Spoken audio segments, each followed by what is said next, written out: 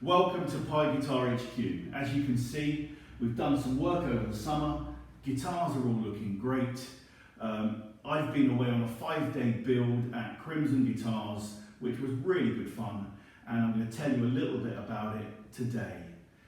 Earlier in the year, we went up to the Birmingham Guitar Show and we met Ben from Crimson Guitars. I told him all about the project that we were doing here in the Nailsworth Community Workshop, Pi Guitars, working with people with mental health issues, teaching transferable skills, building confidence by making guitars, and then getting those guitars sponsored so we can donate them to music projects around the country. Ben was really interested in what we were doing and offered to support us in any way he could. He offered us a 5-day build to go down to Crimson to see the way they built their guitars and see if we could take anything from that. So I was absolutely delighted to take him up on his offer, and so I went down to do the build. Now I was quite conscious that I didn't want to try and build a all, whistle blowing, crazy guitar, that all my attention would be on the guitar build and I wouldn't have any time to look around and really take in the process, which is the whole reason for me being there. So I designed a guitar that would be fun to make, but also very simple. So I took a 25.5-inch string length, drew it on a piece of paper, and then I divided it by the golden ratio. Now the golden ratio, if you haven't heard of it before, it's part of the Fibonacci sequence. Lots of natural shapes in nature comply to the Fibonacci sequence, like seeds on a sunflower, that kind of thing. If you want to look at it, Google it. There's so much written about it. I could never do justice to it here. But anyway, I took the golden ratio is 1.618.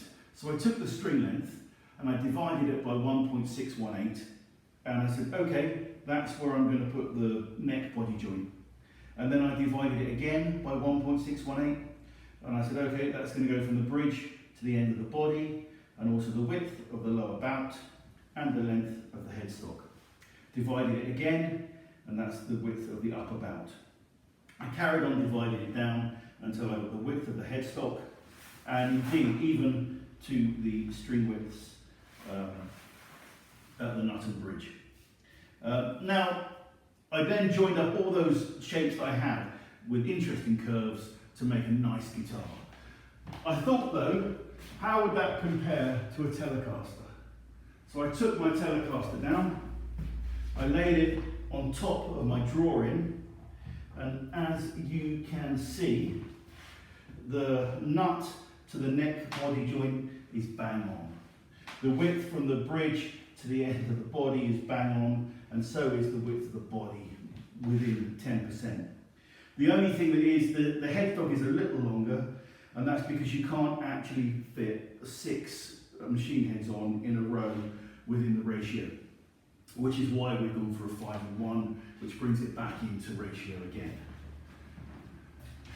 So there is no doubt in my mind that Leo Fender was working with the golden ratio.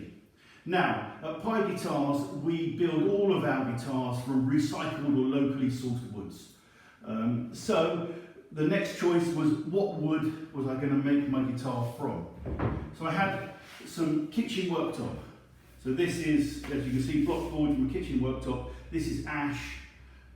We got donated it off cuts from someone who locally was building the kitchen. So I used that for the back of the guitar. This is a piece of American cherry. It's a table leg.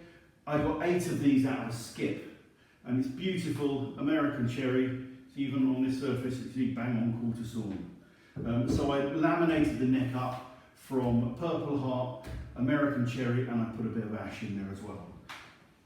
And this is a piece of plum from a local windfall plum tree, which we milled up and have stored and dried ourselves.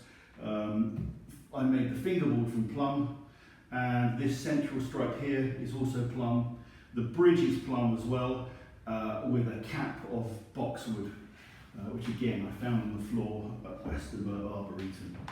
But don't tell that. This is a shelf from a library locally, which they pulled out again. It's going in the skip, and that's what I made the top from here. So that's all. So down at Crimson, they talked me through their process of making, which was great. I learned a great deal, lots of tips, lots of really good ways of building your guitar. So I had a thoroughly good time. They were really friendly and very knowledgeable, and I learned a great deal, and it really will help us here at Pi Guitars to up our game and be the best we can be. So thank you very much to Crimson Guitars, and to Ben and to all the crew down there for helping us in our project to be the best we can. Cheers, and hopefully see you soon.